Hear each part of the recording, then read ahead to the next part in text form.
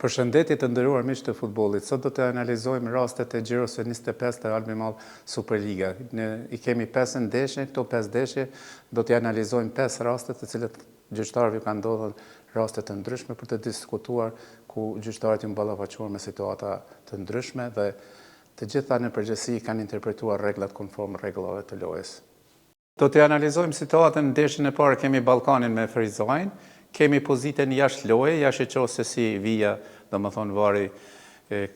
teknologjia varit sa bukur është e vijën, jashtë që këmba e Hamidit lojtarit të Ballkanit me portokallta që shkambet është më avancuar. Kemi edhe pozicionimin shumë të mirë të gjyqtarit, I cili qëndron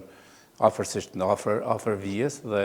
në fush ka marrë vendim, do më thonë është marrë vendimin fushi I asistentit të dytë që ka ngrit flamurin për pozitë jashtë loje, mirë po edhe me kontrollimin e varit, siç I kemi asistentin e varit dhe avarit, I kemi pamjet të cilat na kanë afruar teknologjia, I kanë pamjet shumë të mira dhe këtu është pozitë jashtë loje, nuk ka qenë lojtari I cili shënon, mirë po është Hamidi, ja lojtari që shënon që është shumë më prapa 2-3 metra, mirë po Hamidi ka qenë në pozitë jashtë loje, kështu që me të drejtë është anuluar golli dhe vendimi është marrë edhe në fush për shkak se asistenti e ka ngrit flamurin për pozitë jashtë loje. Kemi një goditje të lojtarit me numër 7 Frizajit me Brëlja Sheqo. Kjo është goditje që nuk ka qëllim as topin, asi që mund t'i shkaktojë lëndime serioze lojtarit të Ballkanit. Shihet që Bryli është në pozitë 90 shkallë, ku ka goditjen e fortë. Në këtë raste, ky përdorim I Brylit përdoret quhet sukur armë, domethënë ose sukur lodër është ku është dora hapur, mirë por këtu kemi goditjen e Bryl që përdoret si në formë të armës, ku mund t'i shkaktojë lëndime serioze lojtarit të Ballkanit, dhe kjo hyn në kategorinë e sjelljeve të dhunshme sepse nuk ka lidhje ose nuk lufton për ta, por e godet, ku fatkeqësisht kurta ka hyrë në minutën 68 dhe për një kohë të shkurtër, domethënë për një periudhë 22 minutë që është dalur jashtë, ku gjyqtari e ka ndëshkuar së pari me karton të verdh, mirë por pas rishqimit të pamjeve në VAR e ka ndryshuar, e ka pezullu kartonin e verdh, kurse e ka ndëshkuar me karton të kuq për sjellje të dhunshme këtë ndërhyrje. Domethënë kjo hyn në kategorinë e sjelljeve të dhunshme, Bryli. Këtu kemi një rast e cili pretendoj që është për një penallti të mundshme, që ka luajtur Thaçi me dorë, por në pamjet që I kemi shohim që Thaçi jashtë që Thaçi lufton me Kryoziun për top, jashtë që në krosim të topit, ja portieri grushton, jashtë që si luftojnë dytë për marrjet e topit, se topi s'është I askuj, jashtë që si godet, jashtë që ku I vjen topi në kokë dhe pastaj shkon në sup, ku këtu nuk kemi të bëjmë me penallti dhe pamjet I kemi perfekte me anë të varit në pasportës, dhe kështu që me të drejtë gjyqtari ka lejuar që loja të vazhdon. Tu kemi rastin e dytë ku goli I Prishtinës, shoqërojmë që është goli I rregullt, ka kaluar topi vin, domethënë vin e portës, domethënë vin fundore, domethënë jashtë që si shihet topi sa ka kaluar vin, domethënë goli është I rregullt, në pamje të ndryshme kemi dëshmuar se topi tër perimetri topit ka kaluar vin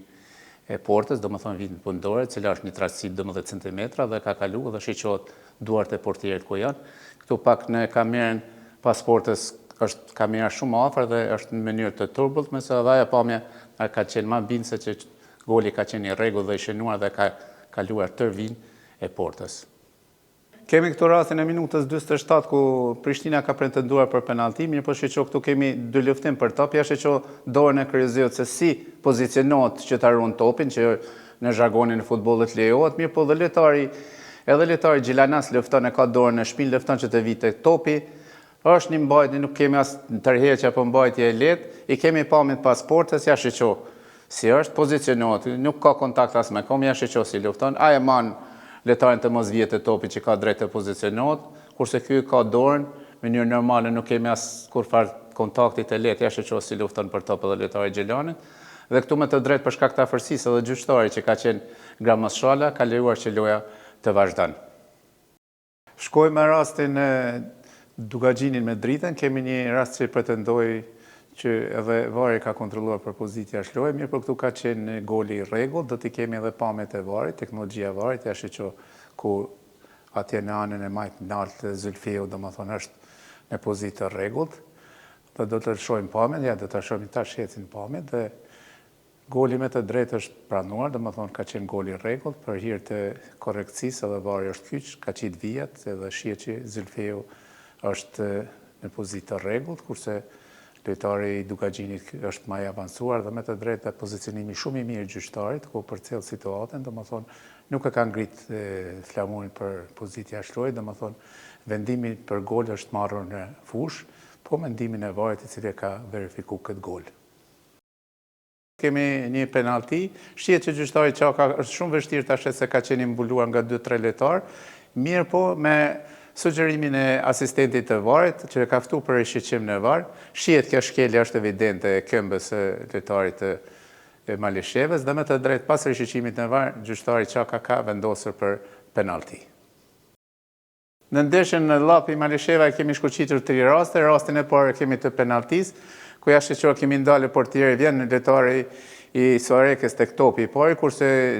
portieri i Llapit çori që godet, mirë po. Këtu është një rast shumë interesant i gjyqtarit, i cili më njëherë ka akorduar penalti,